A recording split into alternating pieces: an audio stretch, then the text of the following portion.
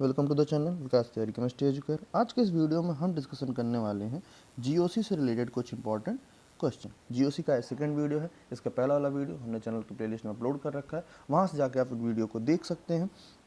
तो आप वीडियो हमारे साथ लास्ट तक बने रहिए और हमारी इस यूपी पीजीटी क्वेश्चन सीरीज के हर एक वीडियो को प्रॉपरली देखते रहें। और अगर आपको वीडियो सारी हेल्पफुल लगती है तो आप वीडियो को लाइक करें और हमारे चैनल को सब्सक्राइब करें। चलिए तो आज का अपना वीडियो स्टार्ट करते हैं बिना किसी देरी के। आज का हमारा फर्स्ट क्वेश्चन है, which of the following compound has maximum dipole moment. इसमें से कौन सा ऐसा कंपाउंड है जिसका मैक्सिमम डायपोल मोमेंट है। देखिए फर्स्ट और सेकंड, इसमें सिर्फ सभी कार्बन ही कार्बन है, तो इसका जो डायपोल मोमेंट होगा वो जीरो होगा। इसका डायपोल मोमेंट क्या हो जाएगा, जीरो हो जाएगा इन दोनों का।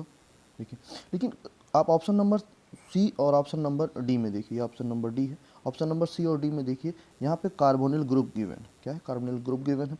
तो इसमें होगा कार्बोनिल का चार्ज सेपरेशन जब हम करते हैं, कार्बोनिल का चार्ज सेपरेशन करने पर ऑक्सीजन पे निगेटिव चार्ज सेपरेशन कुछ इस तरीके से करते हैं, तो ऑक्सीजन पे निगेटिव चार्ज आता है, कार्बन पे पॉजिटिव चार्ज, ऑक्सीजन पे निगेटिव चार्ज, कार्बन पे पॉजिटिव चार्ज। देखिए लेकिन सी ऑप्शन में देखिए यहाँ पे ये 3 मेंबर रिंग पे जब पॉजिटिव चार्ज बनता है तो ये एरोमेटिक बन जाता है। तो ये 3 इसकी जो एरोमेटिसिटी होती है जिसकी वजह से इसका डायपोल मोमेंट बढ़ जाता है। तो हमारा जो करेक्ट ऑप्शन हो जाएगा वो हो जाएगा option number C. Maximum dipole moment किसका होगा, मैक्सिमम डायपोल मोमेंट होगा सी का। चलिए नेक्स्ट क्वेश्चन की तरफ चलते हैं।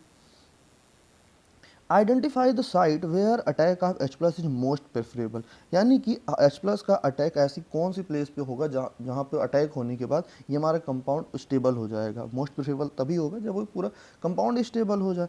देखिए ऑक्सीजन पर अगर हम अटैक कराते हैं, अगर हम ऑक्सीजन पे H प्लस का अटैक कराते हैं तो ये कुछ इस तरीके से बन जाएगा।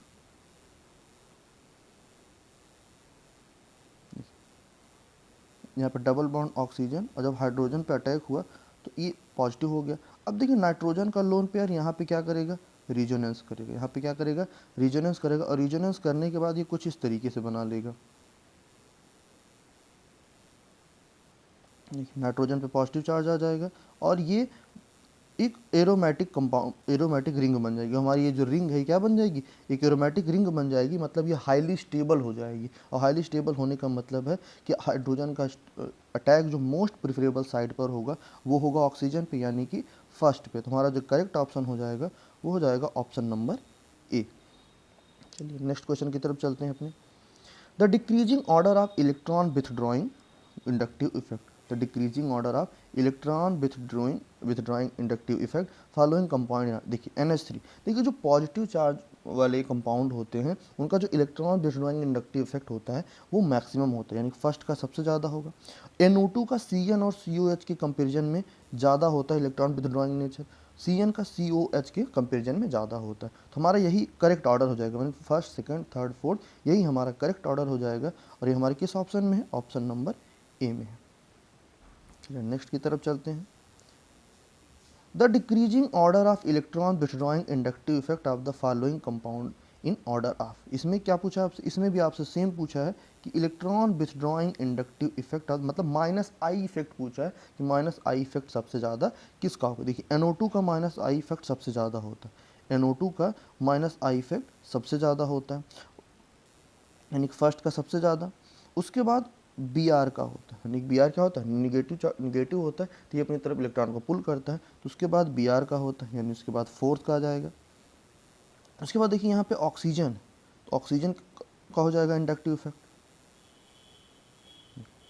और उसके बाद देखिए CH3 और CCH3 थ्राइस, इन दोनों को, ये दोनों मेथिल होते हैं, यानी कि +I इफेक्ट लगाते हैं। तो जितना ज़्यादा मेथिल ग्रुप उतना ज़्यादा +I, तो यानी फिफ्थ सो सबसे लास्ट में चला जाएगा, फिफ्थ सबसे लास्ट में चला जाएगा,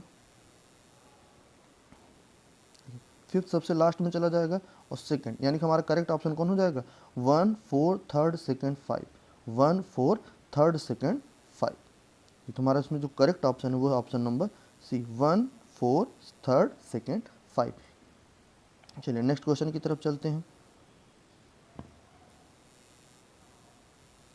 choose the correct statement regarding following. इसमें से करेक्ट स्टेटमेंट कौन सा है। देखिए अगर हम फर्स्ट की बात करें तो यहाँ पे जो प्लस चार्ज है ये कैसे स्टेबलाइज होगा, ये यहाँ पे ऑक्सीजन के मेजोमेरिक इफेक्ट, ऑक्सीजन के पास जो यहाँ पे OH के पास जो लोन पेयर है ये क्या करेगा, यहाँ पे मेजोमेरिक इफेक्ट लगाएगा, और मेजोमेरिक इफेक्ट लगाएगा तो ये स्टेबलाइज हो जाएगा और ये कुछ इस तरीके से बन जाएगा। इसका मतलब जो फर्स्ट वाला है वो ज़्यादा स्टेबल है, सॉरी ये नहीं बनेगा,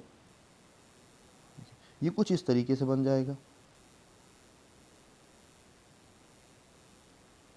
यहाँ पर डबल बॉन्ड आ जाएगा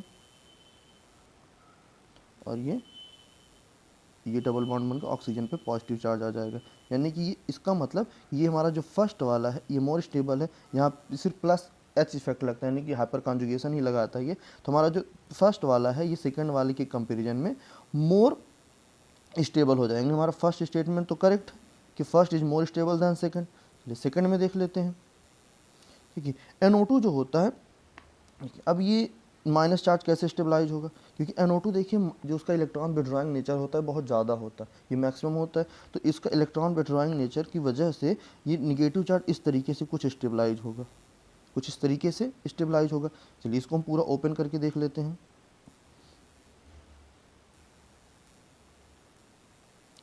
ये हमारा क्वेश्चन में गिवन है ClOH। तो यहाँ पे जो निगेटिव चार्ज है वो किस तरीके से स्टेबलाइज होगा। नाइट्रोजन का अगर हम ओपन स्ट्रक्चर बनाते हैं NO2 का तो कुछ इस तरीके से बनता है।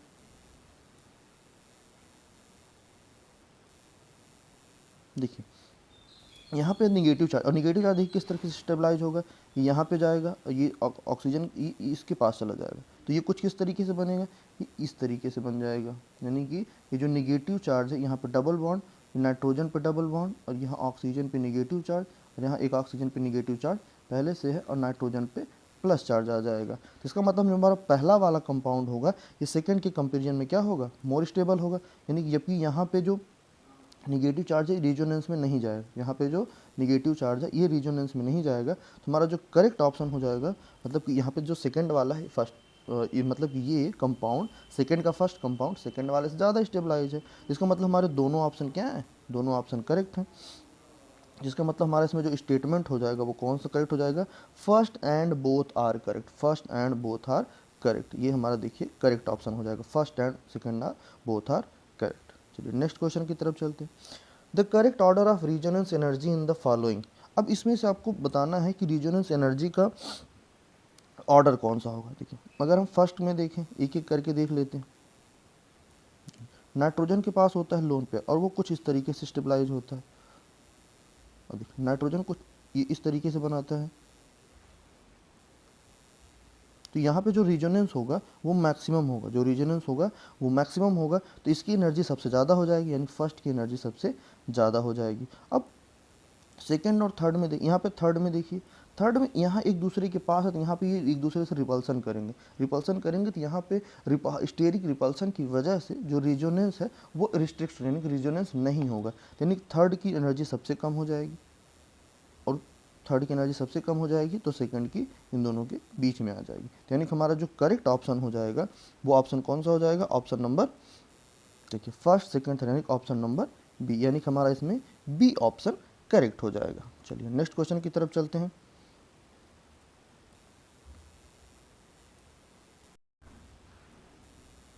विच कंपाउंड इज स्ट्रॉन्गर एसिड, इन दोनों में स्ट्रॉन्गर एसिड का, इसमें कौन सा कंपाउंड है जो मोर स्ट्रॉन्गर है। देखिए स्ट्रॉन्गर के लिए यहाँ से हम H+ को क्या करेंगे, रिमूव करा देंगे, H+ रिमूव कर यहाँ पे निगेटिव चार्ज आ जाएगा, यहाँ से भी हम H+ को करके यहाँ पे कॉन्जुगेट बेस बना लेंगे। अब निगेटिव चार्ज स्टेबलाइज कैसे होता है, अगर निगेटिव चार्ज पर अगर इलेक्ट्रॉन डेंसिटी इंक्रीज करती है तो उसका जो स्टेबलाइजेशन है वो डिक्रीज, यानी वो अनस्टेबल हो जाता है। यहाँ पे ऑक्सीजन का जो लोन पेयर OCH3 का ये कुछ इस तरीके से इंक्रीज करेगा और ये निगेटिव चार्ज पे इलेक्ट्रॉन डेंसिटी को इंक्रीज कर देगा। जबकि यहाँ सेकेंड कंपाउंड में अगर आप देखें तो यहाँ पे ऑक्सीजन का जो लोन पेयर है ये इस तरफ भी रिजोनेंस करता है, यानी कॉन्जुगेशन में है, और इस दूसरों यानी कि क्रॉस कॉन्जुगेशन, कौन से कॉन्जुगेशन में है, ये क्रॉस कॉन्जुगेशन में, यानी ये कम इलेक्ट्रॉन डेंसिटी को O- की तरफ डोनेट करेगा। यानी कि जो हमारा फर्स्ट ऑप्शन हो जाएगा, यानी फर्स्ट ऑप्शन हो जाएगा, यहाँ पे ऑक्सीजन की निगेटिव चार्ज, यानी इस निगेटिव चार्ज पे इलेक्ट्रॉन डेंसिटी इंक्रीज करेगा जिसकी वजह से अनस्टेबल हो जाएगा, और एसिड स्ट्रॉन्गर एसिड वही होता है जिसका कॉन्जुगेट बेस मोर स्टेबल होता है। तो सेकंड का जो है ये क्रॉस कंजुगेशन की वजह से मोर स्टेबल होगा, तो यानी कि हमारा जो सेकंड वाला होगा ये मोर एसिडिक होगा। तो हमारा जो करेक्ट ऑप्शन हो जाएगा वो हो जाएगा बी, यानी कि second is more stronger acid than first. चलिए नेक्स्ट पे चलते हैं। Identify the most acidic hydrogen in given compound. इस गिवन कंपाउंड में मोस्ट एसिडिक हाइड्रोजन कौन सा है? यहाँ पे ये 3 डिग्री है, यहाँ पे ये 2 डिग्री हाइड्रोजन है, यहाँ पे देखिए ये यहाँ पे कार्बोक्सिलिक एसिड है, यहाँ पे थाइऑल है। देखिए जब अलग अलग ग्रुप में के प्रोटॉन दिए गए हों तो वो प्रोटॉन जो कार्बोक्सिलिक एसिड से अटैच्ड होता है वो मोस्ट एसिडिक होता है, यानी कि कार्बोक्सिलिक एसिड से attached proton most acidic proton होता है। यानी हमारा जो करेक्ट ऑप्शन हो जाएगा वो हो जाएगा ऑप्शन नंबर ए, यानी कि फर्स्ट हमारा मोर एसिडिक हो जाएगा। चलिए चलते हैं अपने हम नेक्स्ट क्वेश्चन की तरफ। तो क्वेश्चन आपको अगर जेन्युइन लगते हैं, क्वेश्चन आपको अगर ये वीडियो आपको हेल्पफुल लग रहा है तब तक आप हमारे चैनल को सब्सक्राइब करें, वीडियो को लाइक करें। चलिए नेक्स्ट हमारा क्वेश्चन है stability order of the following compound given as, यानी कि इस जो केटायन सब में दिए गए, यानी जो सब में ये केटायन दिए गए हैं इनके स्टेबिलिटी का आपको ऑर्डर बताना है। तो हम एक एक करके देखते हैं। देखिए फर्स्ट वाले में अगर आप देखें तो यहाँ पे जो केटायन है ये सिर्फ और सिर्फ हाइपर कॉन्जुगेशन से स्टेबलाइज है। किससे? सिर्फ और सिर्फ 4 अल्फा एच से ये क्या है 4 अल्फा एच से स्टेबलाइज है। सेकंड में अगर हम जाके देखें तो यहाँ पे देखिए ये जो पॉजिटिव चार्ज है ये इन दोनों, यानी ये इन दोनों डबल बॉन्ड से क्या है स्टेबलाइज है, यानी इसकी ये जो होगा सब मैक्सिमम स्टेबलाइज हो क्योंकि यहाँ पे रेजोनेंस स्टेबलाइजेशन है। ठीक, चलिए नेक्स्ट पे देखते हैं। यहाँ पे सिर्फ 1 बॉन्ड से स्टेबलाइज है, यहाँ पे सिर्फ 1 डबल बॉन्ड से स्टेबलाइज है, यानी सेकंड के बाद कौन सा आ जाएगा? थर्ड आ जाएगा, यानी सबसे ज़्यादा स्टेबल होगा सेकंड, फिर हो जाएगा हमारा थर्ड। देखिए यहाँ पर अगर आप देखिए यहाँ तो ये स्टेबलाइज तो है, यहाँ ये स्टेबलाइज तो है, लेकिन ये नॉन एरोमेटिक कंपाउंड बना लेता है और नॉन एरोमेटिक कंपाउंड सबसे ज़्यादा अनस्टेबल होते हैं, यानी 4 तो हमारा चला जाएगा लास्ट में। 4 हमारा कहाँ चला जाएगा? लास्ट में। तो हमारा इसमें देखिए जो करेक्ट ऑप्शन हो जाएगा वो हो जाएगा option number C, second maximum stabilize है, उसके बाद थर्ड, उसके बाद फर्स्ट और सबसे लास्ट में आ जाता है हमारा फोर्थ, यानी हमारा जो इसमें करेक्ट ऑप्शन हो जाएगा वो हो जाएगा ऑप्शन नंबर सी। देखिए इसकी सेकंड के स्टेबलाइजेशन इस वजह से क्योंकि ये डबल बॉन्ड के दो डबल बॉन्ड के रिजोनेंस में है और थर्ड में सिर्फ 1 बॉन्ड से रिजोनेंस में है। नेक्स्ट क्वेश्चन की तरफ चलते हैं। Which of the following is not example of cross conjugation, इसमें से कौन सा ऐसा कंपाउंड है जो क्रॉस कॉन्जुगेशन में नहीं जाता? अगर हम इस फर्स्ट में अगर ए में देखें तो इसमें इधर से भी ये डबल बॉन्ड कॉन्जुगेशन कर सकता है, इधर से भी कॉन्जुगेशन, यानी कि ओ और ये जो कार्बोनिल का डबल बॉन्ड है ये दोनों तरह से कॉन्जुगेशन कर सकते हैं, यानी ये तो क्रॉस कॉन्जुगेशन में पार्टिसिपेट करेगा। अगर हम बी में देखें तो बी का ये जो डबल बॉन्ड यानी कि जो बीच का एक एल्कीन है इसके जो डबल बॉन्ड है ये दोनों तरफ क्या कर सकते हैं? ये दोनों तरफ क्रॉस कॉन्जुगेशन कर सकते हैं, यानी कि ये भी हमारा क्रॉस कॉन्जुगेशन में पार्टिसिपेट करता है। अगर हम सी ऑप्शन में देखें, सी ऑप्शन में जो कार्बोनिल का लोन पेयर है ये दोनों तरफ कॉन्जुगेशन कर सकता है, ये दोनों तरफ कॉन्जुगेशन कर सकते हैं, यानी कि ये भी क्रॉस कॉन्जुगेशन में पार्टिसिपेट कर सकता है। लास्ट ऑप्शन लास्ट में देखते हैं, यहाँ पे क्रॉस कॉन्जुगेशन, यहाँ पे लीनियर कॉन्जुगेशन होगा, यहाँ पे कैसा कॉन्जुगेशन होगा? यहाँ पे लीनियर कॉन्जुगेशन होगा। तो हमारा जो करेक्ट ऑप्शन हो जाएगा यानी वो हो जाएगा ऑप्शन नंबर डी, जिसमें हमारा क्रॉस कॉन्जुगेशन पार्टिसिपेट नहीं कर रहा है। चलिए नेक्स्ट क्वेश्चन की तरफ चलते हैं। Which of the following pair of structure R resonance structure, यानी इसमें से कौन सा ऐसा पेयर है जो रेजोनेंस स्ट्रक्चर है? फर्स्ट वाले में अगर हम देखें तो यहाँ पे ऑक्सीजन का जो लोन पेयर है अगर ये यहाँ पे आता है तो डबल बॉन्ड का जो डबल बॉन्ड के इलेक्ट्रॉन है वो नाइट्रोजन पे जाते हैं, तो पॉजिटिव चार्ज कहाँ आना चाहिए? पॉजिटिव चार्ज आना चाहिए ऑक्सीजन पे और निगेटिव का पॉजिटिव चार्ज हट जाना चाहिए और कार्बोनिल पे डबल बॉन्ड बन जाना चाहिए, यानी ये सी और ओ की यहाँ पे डबल बॉन्ड बनना चाहिए। तो हमारा ये स्ट्रक्चर बिल्कुल है, ऑक्सीजन पे डबल बॉन्ड इस सी ओ के बीच में, यहाँ पे देखिए ओ पे पॉजिटिव चार्ज, सी ओ के बीच में डबल बॉन्ड और नाइट्रोजन का जो पॉजिटिव चार्ज था वो हट गया, यानी कि हमारा फर्स्ट जो है ये तो एक रिजोनेटिंग स्ट्रक्चर है, ये तो क्या है? रिजोनेटिंग स्ट्रक्चर है। आप ऐसे भी देख सकते हैं चार्ज भी इक्वल है और पाई बॉन्ड भी इक्वल है, चार्ज भी इक्वल है और पाई बॉन्ड भी इक्वल है। नेक्स्ट की तरफ चलते हैं। देखिए ओ एच, तो ओ एच का यहाँ पे जो लोन पेयर होगा, ओ एच का मतलब ओ का जो लोन पेयर होगा इसमें वो क्या करेगा?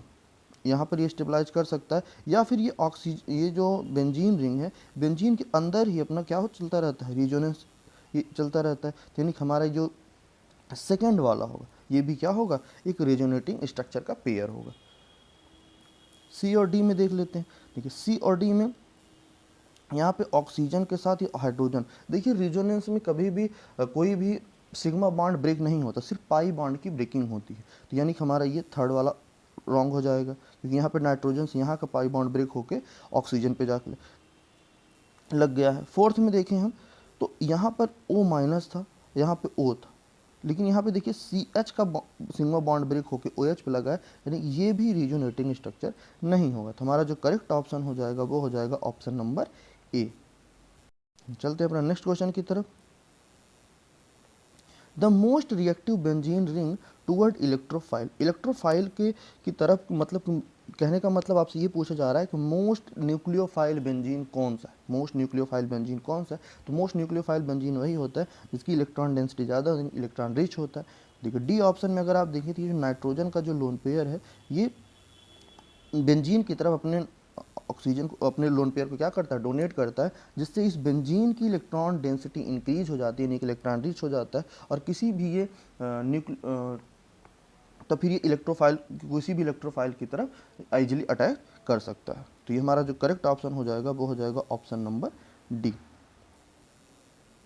तो ये थे हमारे आज के कुछ क्वेश्चन। वीडियो आपको कैसी लगी ये हमें कमेंट करके ज़रूर बताएं। मिलते हैं आपसे नेक्स्ट वीडियो में। डेली हम 11 o'clock पे वीडियो अपलोड कर देते हैं, तो आप हमारे साथ जुड़े रहें। हम आपके लिए डेली कुछ इंपॉर्टेंट टॉपिक वाइज क्वेश्चन को लाते रहेंगे। मिलते हैं नेक्स्ट वीडियो में।